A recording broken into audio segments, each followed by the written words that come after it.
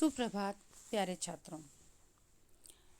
हिंदी की आज हमारी कक्षा में आज हम वसंत के अपने अध्याय टोपी उसका आगे का भाग पढ़ेंगे। अभी तक हमने पढ़ा कि किस तरीके से गवरिया और घवरा एक दूसरे से वाद विवाद तो पहले इस बात का करते हैं कि वह इस बात का करते हैं कि आदमी का कपड़ा पहनना बेकार है या अच्छा है। और इसी वाद विवाद में गवरिया को एक धुन से जच जाती है कि वह टोपी बनवा के पहनेगी। लोग बाग भी बहुत सुंदर लगते हैं और वह भी बड़े सुंदर दिखना चाहती है और इसलिए वह टोपी बनाकर तो पहनेगी ही पहनेगी। धुन की पक्की चिड़िया अपने लक्ष्य को मन ही मन में साध लेती है और समय भी उसका साथ देता है और उसे कहीं एक के बाद साधन मिलते जाते हैं और उन साधनों के द्वारा वह अपनी टोपी बनाकर तैयार कर लेती है। टोपी भी बड़ी सुंदर बनती है। किस्मत से दर्जी जो टोपी सिलता है वह अपनी तरफ से उसमें 5 फूंदने यानी 5 फूलों की लड़ियां भी लगा देता है। टोपी पहन के वो बड़ी सुंदर भी महसूस करती है अपने आप को। गवरा खुद भी ये कहता है कि हाँ, तुम चिड़िया में टोपी में तुम बहुत सुंदर लग रही हो। ऐसी स्थिति में जबकि टोपी बनाने के लिए जो एक स्टेप वो पार कर रही होती है तो एक चीज़ उसके सामने बार बार आती है और वो ये कि वो टोपी बनवाने के लिए जिस भी कारीगर के पास गई वह कारीगर के चेहरे पर एक उदासी थी। वह अपने काम को एक बोझ मानकर काम कर रहा था और कहीं वह वहाँ के राजा से परेशान था। सिर्फ इस वजह से हर कारीगर इस वजह से परेशान था कि वह काम तो राजा का कर रहा है लेकिन राजा उनको मुफ्त में काम करवा रहा है। और इसी चीज़ का गवरिया फ़ायदा उठाकर उनकी मन की स्थिति को समझकर एक बात उन्हें बताती रहती है कि जितना काम वो करेंगे उसका आधा हिस्सा उससे मिलेगा। और शायद यही कारण था कि गवरिया की टोपी जल्दी भी बनी और बहुत सुंदर भी बनी। तो गवरिया के दिमाग में कहीं ऐसा रह जाता है कि ऐसे राजा को तो मुझे देखना पड़ेगा जो अपना काम तो करवाता है लेकिन पारिश्रमिक नहीं देता कारीगरों को। और यही सोचकर वह राजा के महल की ओर उड़ चली है और वह वहाँ जाकर कंगूरे पर बैठ गई है। और वो क्या देखती है कि नीचे महल के चौक में बीचों बीच राजा अधनंगा लेटा है और अपनी मालिश करवा रहा है। तो यहीं से हम अपनी कहानी की शुरुआत करते हैं। जब वह गई है महल के कंगूरे पर बैठी है तो वह देखती है कि राजा चौक में है। आइए हम अपनी कहानी शुरू करें। उसी वक्त राजा अपने चौबारे पर टहलुओं से खुली धूप में फुलेल की मालिश करवा रहा था। राजा उस वक्त अधनंगा बदन और नंगे सिर था। एक टहलुआ सिर पर चंपी कर रहा था तो दूसरा हाथ पांव की उंगलियां फोड़ रहा था। तीसरा पीठ पर मुक्की मार रहा था तो चौथा पिंडली में गुदी काट रहा था। टहलुओं यानी सेवक, फुलेल यानी सुगंधित तेल। ठीक है, तो वह कंगूरे पे बैठी हुई क्या देखती है कि राजा मालिश करवा रहा है अपने शरीर पर। आसपास उसके सेवक हैं, नौकर हैं। टहलू यानी नौकर यानी वो खुली धूप में बैठा है और उसके सेवक उसके मालिश कर रहे हैं। उसके सिर पर चंपी कर रहे हैं। चंपी अर्थात सिर में मालिश करना, चंपी करना। सब तरीके से वो पूरे शरीर की मालिश करवा रहा है, हड्डियों पर मसाज करवा रहा है। और जब उसने ये देखा तो वो कंगूरे पर से चिल्लाई, मेरे सिर पर टोपी, राजा के सिर पर टोपी नहीं, राजा के सिर पर टोपी नहीं। जब राजा निश्चिंतता से बैठा अपनी मालिश करवा रहा है तो गवरिया एकदम से चिल्लाई कि मेरे सर पर टोपी, राजा के सर पर टोपी नहीं। मालिश करवाते राजा की नज़र गवरिया से टकरा गई। सिर पर फूंदनेदार टोपी देखकर उसकी अक्ल चकरा गई। वह तो लगातार रटे जा रही थी, मेरे सिर पर टोपी, राजा के सिर पर टोपी नहीं। अरे कोई मेरी टोपी लाओ, जरा जल्दी। दोनों हाथों से राजा ने अपना सिर ढकते हुए चिल्लाया। टोपी आ गई। राजा ने झट से पहन भी ली। देख रही फदगुदी, मेरी टोपी में 5 फूंदने। गवरिया ने अब दूसरा ही राग अलापना शुरू कर दिया। राजा की टोपी में एक भी नहीं, मेरी टोपी में 5 फूंदने, राजा की टोपी में फूंदने नहीं। स्थिति क्या हुई कि मालिश करवाते करवाते जब चिड़िया ने देखा कि राजा का सिर नंगा है, सिर पर कोई टोपी नहीं, तो पहले तो वो चिल्लाना शुरू करती है कि मेरे सिर पर टोपी, राजा के सिर पर टोपी नहीं। जब राजा के कान में ये बात पड़ी तो वो अचकचा सा गया एकदम से। ठीक है, वह एकदम स्तब्ध, अक्ल चकरा जाना यानी स्तब्ध रह जाना। ठीक है ना, बुद्धि काम नहीं करना। ठीक है ना, अक्ल चकरा गई यानी बुद्धि का काम नहीं करना। जब राजा ने उसे इस तरीके से देखा तो उसकी अक्ल चकरा गई यानी उसकी बुद्धि काम नहीं कर रही थी, और वो लगातार इधर गवरिया चिल्लाई जा रही थी कि मेरी टोपी पे, मेरे सिर पर टोपी, राजा के सिर पर टोपी नहीं। राजा एकदम से अपना सिर ढककर बोला सिपाहियों से, मेरी टोपी लेकर आओ। और जैसे ही वो टोपी लेकर आया, राजा ने टोपी पहनी तो चिड़िया ने दूसरा राग गाना शुरू कर दिया कि मेरे सिर पर तो, मेरी टोपी में तो 5 फूंदने, राजा की टोपी में एक भी नहीं। ऐसी स्थिति जब राजा की हुई तो राजा को बड़ा अटपटा लगा। राजा को बहुत हेटी महसूस हुई। इस मुल्क के महाबली राजा के सामने एक चिड़िया की यह मजाल। वह बुरी तरह बिगड़ गया। इस फदगुदी की गर्दन मसल दो, पंखने नोच लो। सिपाहियों, देर न करो। क्षमा करें महाराज, मंत्री ने हाथ जोड़ दिए। मच्छर को मारकर हाथ क्यों गंदा करना, अपने आप चली जाएगी। तब राजा सिपाहियों से बोला, यह ऐसे नहीं मानेगी, इसकी टोपी छीन ले आओ, उसे मैं पैरों से ठोकरे मारूंगा। एक सिपाही ने गुलेल मारकर गवरिया की टोपी नीचे गिरा दी तो दूसरे सिपाही ने झट वह टोपी लपक ली और राजा के सामने पेश कर दी। राजा टोपी को पैरों से मसलने ही जा रहा था कि उसकी खूबसूरती देखकर दंग रह गया। कारीगरी के इस नायाब नमूने को देखकर वह जड़ हो गया।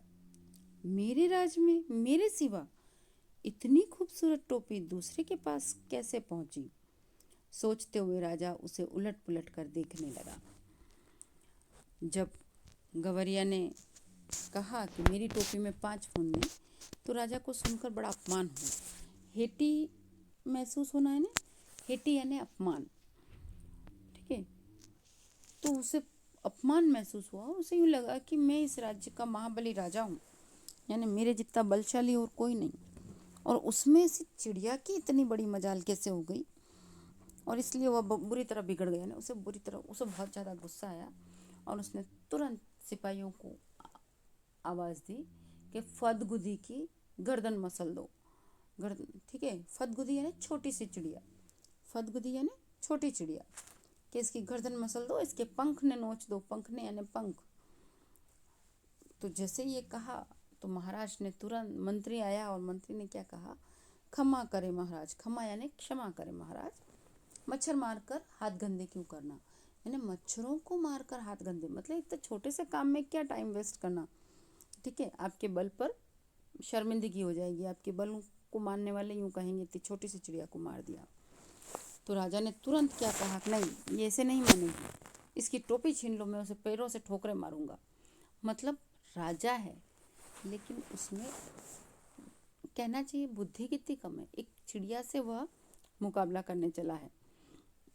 तो सिपाही ने जैसे ही राजा का आदेश हुआ है, गुलेल से चिड़िया की टोपी पर मारा है और टोपी उछल कर नीचे आई तो दूसरे सिपाही ने उसे तुरंत लपक लिया और राजा के सामने दे दिया है। अब राजा जैसे ही मसलने लगा उसे अपने पैरों से, उससे पहले उसने टोपी की कारीगरी को देखकर वह दंग रह गया। वो उसे उलट पुलट कर देख रहा है और सोच रहा है कि इतनी सुंदर टोपी। वो टोपी को देखकर ही दंग रह गया, यानी आश्चर्यचकित रह गया। दंग रह जाना यानी आश्चर्यचकित रह जाना। कारीगरी के इस नायाब नमूने को, यानी उम्दा नमूने को, नायाब यानी स्पेशल, अनोखा नमूने को देखकर वह जड़ हो गया, यानी हे जहाँ रह गया, जहाँ हम हतप्रभ रह जाएं, जहाँ हम कुछ मतलब सोच ना पाए, कुछ काम ना कर पाए, ऐसी स्थिति हो जाए। और वह क्या सोच रहा है कि मेरे राज में मेरे सिवा इतनी खूबसूरत टोपी दूसरे के पास पहुंची कैसे। वो उसे उलट पुलट कर देखने लगा। और अब दूसरी बात क्या आई उसके दिमाग में कि इतनी नगीना टोपी इस मुल्क में बनाई किसने। राजा के मन में ख्याल आया। अब तो उस हुनरमंद कारीगर की खोज होने लगी। राजा चाहे और पता न चले। गिरते पड़ते दर्जी हाजिर हुआ। दुहाई अंदाता, इतनी बढ़िया टोपी तुमने कभी हमारे लिए क्यों नहीं बनाई। मेघों की गड़गड़ाहट की मानिंद राजा की आवाज़ निकली। दुहाई अंदाता, हमें दुहाई नहीं, वजह बताओ। कपड़ा बहुत उम्दा था सरकार, एकदम गफ्फश और दबीज, यानी एकदम से मुलायम, नर्म, ठीक है ना। ऐसा उम्दा कपड़ा किसने बुना। नाक की मानिंद राजा फूंक मारने लगा। गिरते पड़कर बुनकर हाजिर हुआ। माफ़ी बख्शे सरकार, माफ़ी नहीं, वजह बताओ। सूत बड़ा उम्दा था सरकार, एकदम महीन और लच्छेदार, ठीक है ना। जब राजा ने जैसे ही मन में ख्याल आया कि इतनी सुंदर टोपी, ठीक है, अब उसके दिमाग में क्या आ रहा है कि इस नगीना टोपी को, इतनी नगीना टोपी को इस मुल्क में, मुल्क ही देशज शब्द है, अपभ्रंश जो हो जाते हैं शब्द, वह है, सही शब्द है मुल्क। यह विदेशी शब्द है जो हिंदी में आया है। उर्दू का शब्द है जो हमारी हिंदी में आया है और हिंदी ने इसे स्वीकार कर लिया है। हमने शब्द विचार पढ़े हैं तो उर्दू शब्द है, विदेशी भाषा का शब्द है ये। तो उसने एकदम से टोपी को देखे, कहा इतनी सुंदर टोपी मेरे मुल्क में मेरे किसने बनाई। और जब ऐसे हुनरमंद यानी कुशल कारीगर, जिसके अंदर कुछ विशेषता हो, ऐसे कारीगर की खोज होने लगी। अब राजा ने सोच लिया ऐसे कारीगर को ढूंढना, तो फिर पता न चले, ऐसा कारीगर ढूंढा ना जा सके, ये तो संभव ही नहीं था। और तुरंत से दर्जी हाजिर हो गया, यानी दर्जी मिल गया था और दर्जी उनके सामने हाजिर हुआ, यानी पेश हुआ। अब वो दुहाई अंदाता, वो माफ़ी मांग रहा है कि मुझे बख्श दो। लेकिन राजा था, उसने तुरंत मेघों की मानिंद, मेघ यानी बादल, मानिंद यानी तरह, गड़गड़ाहट आपको पता है, गर्जना, मेघों की तरह गरजते हुए बोला, इतनी बढ़िया टोपी तुमने कभी हमारे लिए तो नहीं बनाई। तो वह कारण जानना चाहता है तो दर्जी बताता है कि कपड़ा बड़ा उम्दा था, यानी कपड़ा बहुत अच्छा था सरकार, एकदम गफश और दबीज, एकदम नरम, मुलायम और सुंदर बुना हुआ था। तो नाग की मानिंद, वही बात है, नाग यानी सांप, मानिंद यानी तरह। राजा फूंक मारे, नाग की तरह फुफकारता हुआ गुस्से में उसने कहा, इतना उम्दा कपड़ा बुना किसने। ऐसे जैसे ही हुआ तो बुनकर को बुलाया गया, उसने भी माफ़ी मांगी। और सरकार ने क्या कहा, माफ़ी नहीं, पहले कारण बताओ। तो तुरंत उसने क्या कहा कि सूत बड़ा उम्दा था, ठीक है ना, सूत बड़ा उम्दा था, महीन, लच्छेदार, यानी बहुत ही बारीक और एक जैसा लच्छा आने वाला, ठीक है। तो वह शेर की मानिंद, शेर की तरह दहाड़ मारते हुए बोला, ऐसा सूत काता किसने। गिरते पड़ते कोरी हाजिर हुआ। जान बख्शे महाराज, जान नहीं, वजह बताओ। रुई बड़ी बेहतरीन थी सरकार, एकदम बादलों की तरह धुनी हुई। इतनी बेहतरीन रुई किसने धुनी। बिजली की तरह राजा की आवाज़ कड़की। हाँफते पीटते दुनिया हाजिर हुआ। खमा अंदाता, खमा नहीं, वजह बताओ। राजा गुस्से से कांप रहा था। तुम चारों ने मिलकर इस गवरिया का काम किया, हमारे लिए आज तक ऐसा काम क्यों नहीं किया। आपके लिए भी किया है सरकार, दुनिया ने ज़मीन पर लेटकर कहा। आगे भी आप ही के लिए करेंगे। हमारे लिए अब तक जो काम हुआ उसमें इतनी नफासत क्यों नहीं थी। अभयदान दें तो बोलूं सरकार, दुनिया बोला। जैसे ही दर्जी ने कहा कपड़ा उम्दा था और बुनकर ने कहा कि रुई उम्दा थी, तो रुई धुनने वाले को बुलाया तो उसने कहा कि रुई बहुत सुंदर थी, बादलों की तरह। ठीक है, सूत वाले ने कहा इसलिए मैंने सूत बहुत उम्दा था, रुई बड़ी उम्दा थी। मतलब एक के बाद एक चीज़ सामने आई जा रही है। सब एक एक चीज़ जो आगे की स्टेप थी उससे बता रहे थे कि वो बहुत अच्छी थी। जब रुई की बात आई तो रुई बहुत बादलों की तरह धुनी हुई बहुत अच्छी थी। जब रुई धुनने वाले को बुलाया गया तो उसने कहा कि हमने तो आपका काम किया है, बहुत अच्छा काम आपका किया। राजा के नहीं, वो माफ़ी मांगता है। राजा के माफ़ी नहीं मिलेगी, पहले कारण बता दो। और राजा कहता है कि तुम चारों ने जैसा काम किया वैसा काम मेरे लिए कभी नहीं किया। तो दुनिया ज़मीन पर लेटकर माफ़ी मांगते हुए कहता है कि सरकार, काम तो हमने आपके लिए ही किया है और आगे भी आपके लिए ही करेंगे। तो सरकार तुरंत पूछते, राजा तुरंत बताते, लेकिन इतनी सुंदरता तो कभी हमारे लिए काम में आई नहीं। तो दुनिया बड़ी हिम्मत करके राजा को कहता है कि अगर आप अभय दान दें, अभय दान यानी भय से मुक्त होने का दान दें। और भय से मुक्त हम कब हो सकते हैं? जब हमें सजा की उम्मीद न हो। जब ऐसी स्थिति हो तो हम भय से मुक्त होते हैं। तो राजा उसे अभय दान देते हैं। तब वह ज़मीन पर लेटकर कहता है कि इसका सबसे बड़ा कारण ये है कि गवरिया ने जो भी काम किया उसमें से वह आधा हिस्सा हमें देती थी। जिसके पास बहुत कुछ है वह कुछ भी नहीं देता, जिसके पास कुछ भी नहीं फिर भी वह आधा दे देती है। इसके लिए काम में अपने आप नफासत आती गई सरकार। दुनिया दंडवत पर दंडवत किए जा रहा था। देख ले राजा, आंख में उंगली डालकर देख ले, इसके लिए पूरे मोल चुकाए हैं, बेगार की नहीं है यह। गवरिया फिर चिल्लाने लगी, वह राजा तो कंगाल है, निरा कंगाल, इसका धन घट गया लगता है, इसे टोपी तक नहीं जुड़ती, तभी तो इसने मेरी टोपी छीन ली है। राजा तो वाकई अकबका गया था। एक तो तमाम कारीगरों ने उसकी मदद की थी, दूसरे इस टोपी के सामने उसकी टोपी की कमसूरती, तीसरे खजाने की खुलती पोल। इस पाखी को कैसे पता चल गया कि धन घट गया है? तमाम बेगार करवाने, बहुत सख्ती से लगान वसूल करने के बावजूद राजा का खजाना खाली ही रहता। इतना ऐशो आराम, इतनी लश्करी, इतने लवाजमे का बोझ, खजाना संभाले भी तो कैसे? जब दुनिया ने राजा को बताया कि गवरिया ने जो भी काम करवाया उसका आधा हिस्सा उसने कारीगरों को दिया। जिसके पास बहुत कुछ है यानी राजा के पास, उसने कभी कुछ नहीं दिया। और जिसके पास कुछ नहीं यानी गवरिया, उसके पास कुछ नहीं होते हुए भी वह आधा हिस्सा दे रही है। इसलिए जब आधा हिस्सा वो दे रही है तो काम में अपने आप नफासत, अपने आप कुशलता आती गई, अपने आप सुंदरता आती गई। ठीक है, और जैसे ही दुनिया ने ये बात कही है माफ़ी मांगते मांगते, और उधर से गवरिया फिर राजा को चिढ़ाने के हिसाब से बोल गई कि आँख में उंगली डालकर देख ले, यानी कि आँख खोल कर देख ले। ठीक है, आँख में उंगली डालकर देखना है ना, आँख खोल कर देख ले। वो तुरंत कहती है कि देख ले राजा, आँख खोल कर देख ले, इसके लिए पूरे मोल चुका, यानी मैंने इसका पूरा मोल दिया है, पूरी कीमत चुकाई है, बेगारी नहीं की। बेगारी का अर्थ क्या है?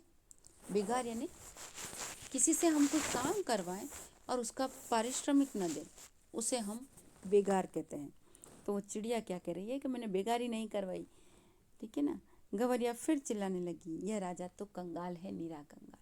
और वह बार बार चिल्लाने लगी कि ये राजा कंगाल है। कंगाल यानी गरीब, नीरा यानी पूरी तरीके से कंगाल है। इसका धन घट गया, इसका तो धन ही घट गया, इसीलिए ये ऐसी टोपी नहीं बनवा सकता। और इस कारण इसने क्या किया है मेरी टोपी छीन ली है। अब राजा तो एकदम से सकपका सा गया, अकबका गया है ना, सकपका गया। ठीक है, एक तो तमाम कारीगरों, वह क्या सोच रहा है कि एक तो सारे कारीगरों ने इसकी मदद की है, दूसरे इसकी टोपी इतनी सुंदर है कि इसके सामने मेरी टोपी बिल्कुल सुंदर नहीं लगती। तीसरा उसे लगता है कि मेरे खजाने की जो स्थिति है उसकी पोल खोल रही है। ठीक है, अब वो ये सोच रहा है कि इस पाखी यानी पक्षी को कैसे पता चला कि मेरा धन घट गया है।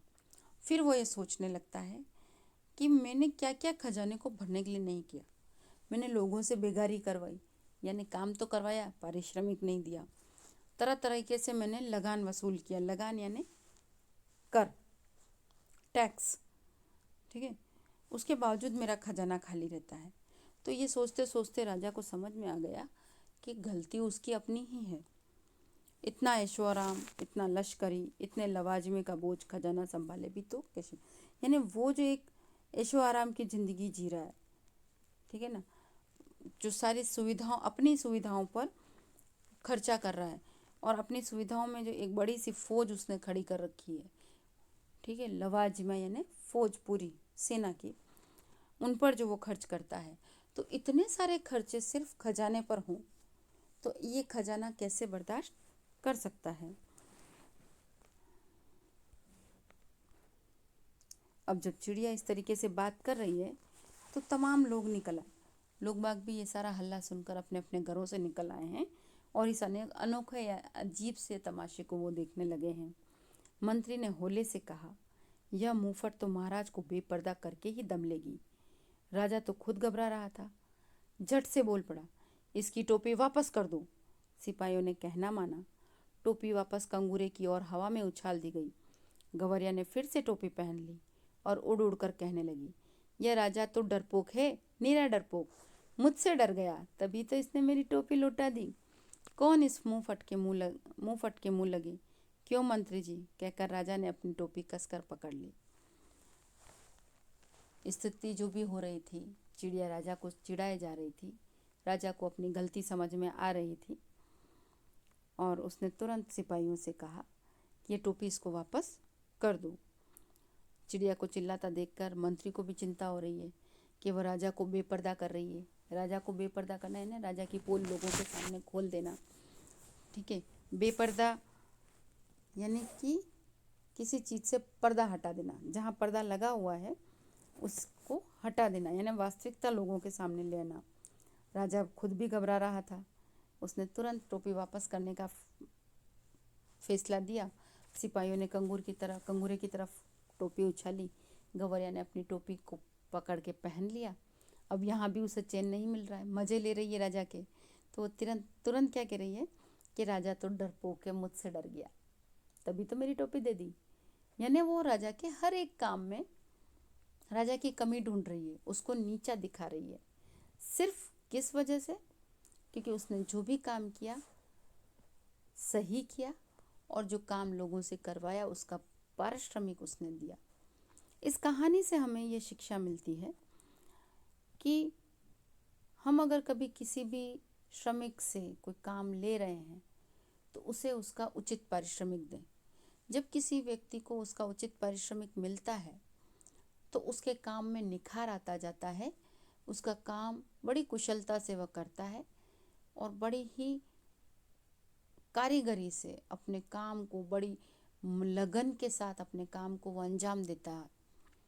इसी के विपरीत अगर किसी को उसका पारिश्रमिक न मिले तो वह काम को बोझ समझने लगता है और दिन दिन उसकी स्वयं की योग्यता और काम के परिणाम में गिरावट आती जाती है। इसी के साथ हमारी कहानी खत्म होती है। मुझे विश्वास है कि कहानी की शिक्षा और कहानी आप लोगों को समझ में आ गई होगी।